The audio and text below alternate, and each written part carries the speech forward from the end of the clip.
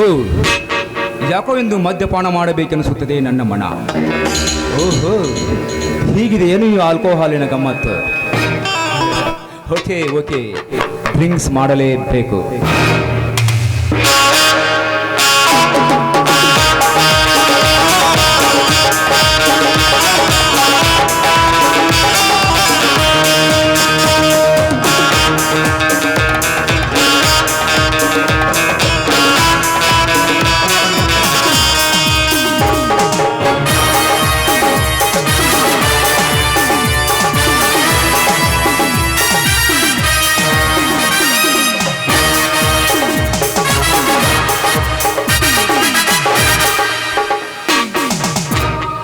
ನಾನೀಗ ಕುಡಿದಿರುವುದು ವಿಸ್ಕಿ. ಇದನ್ನು ಕುಡಿದರೆ ತಲೆಯಲ್ಲಿನ ವಿಚಾರಗಳು ಮರೆಯುತ್ತವೆ ಎನ್ನುತ್ತಾರೆ.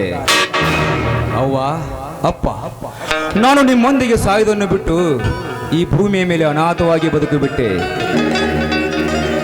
ನಾನು ಎಲ್ಲೂ ಹುಟ್ಟಿ ಎಲ್ಲೂ ಬೆಳೆದು ಸಿಂಹದಂತೆ ಗರ್ಜಿಸಿದರು ನಿಮ್ಮನ್ನು ಕೊಂದ ಕಿರಾತಕ ಯಾರೆಂದು ಗೊತ್ತಾಗ್ತಾ ಇಲ್ಲ.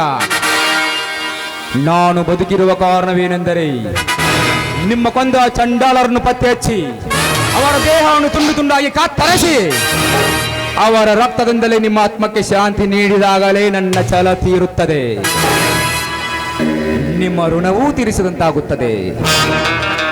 ನನ್ನ ಗುರಿ ಸಾಧಿಸುವವರೆಗೆ ನಾನು ಸಾಯೋದಿಲ್ಲಪ್ಪ, ಸಾಯೋದಿಲ್ಲ. ನಗುವಿನ ಮುಖ ನೋಡಬೇಕೆನಿಸುತ್ತದೆ. ಯಾರಾದರೂ ಅವ್ವ ಅಪ್ಪ ಎನ್ನುವ ಶಬ್ದ ಕೇಳಿದರೆ ಸಾಕು ನನ್ನ ಕರಳು ಕತ್ತರಿಸಿದಂತೆ ಆಗುತ್ತದವ, ನನ್ನ ಕರಳು ಕತ್ತರಿಸಿದಂತೆ ಆಗುತ್ತದೆ.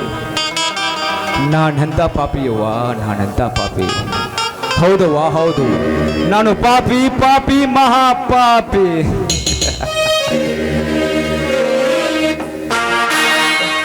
ಅದಕ್ಕಂತೆ ನನ್ನನ್ನು ಅಗಲಿ ಹೋಗಿದ್ದೀರೇನವ್ವ. ಕನಸಿನಲ್ಲಾದರೂ ಬಂದು ನಿಮ್ಮ ಮುಖ ತೋರಿಸಿರವ್ವ, ತೋರಿಸಿರಿ.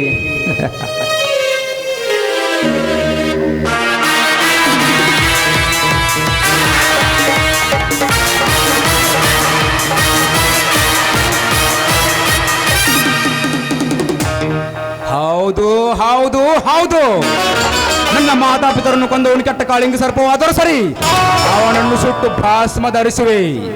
ಹಂದಿಯಂತೆ ಹೇಸಿಗೆ ತಿಂದು ಮೈ ಬೇಯಿಸಿಕೊಂಡವನಿದ್ದರೆ ಹಸಿದು ಹುಲಿಯಂತೆ ಹಾರಿದು ತಿನ್ನುವೆ. ಕೆಟ್ಟವನಂತೆ ದಿಕ್ಕು ತಪ್ಪಿಸಿಕೊಂಡಿದ್ದರೆ ನನ್ನ ಹದ್ದಿನಂತೆ ಹಾರಿ ಪಂಜರದಿಂದ ಅವರ ಹುಂಡ ಕತ್ತರಿಸಿ ತಂದು ನಿಮಗೆ ದರ್ಶನ ಕಡುವೆ. ಅಪ್ಪ ನಾನು ಹೇಡಿಯಲ್ಲಪ್ಪ, ಹೇಡಿಯಲ್ಲ, ಸಿಂಹವಿದ್ದಂತೆ ನಾನು ಸಿಂಹದ ಮರೆ.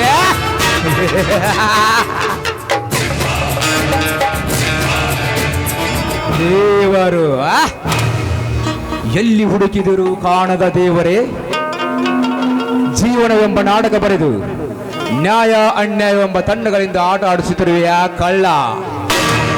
ನೀನು ದೇವರಲ್ಲ, ನೀನು ದೇವರಲ್ಲ, ನೀನು ದೇವರೇ ಅಲ್ಲ.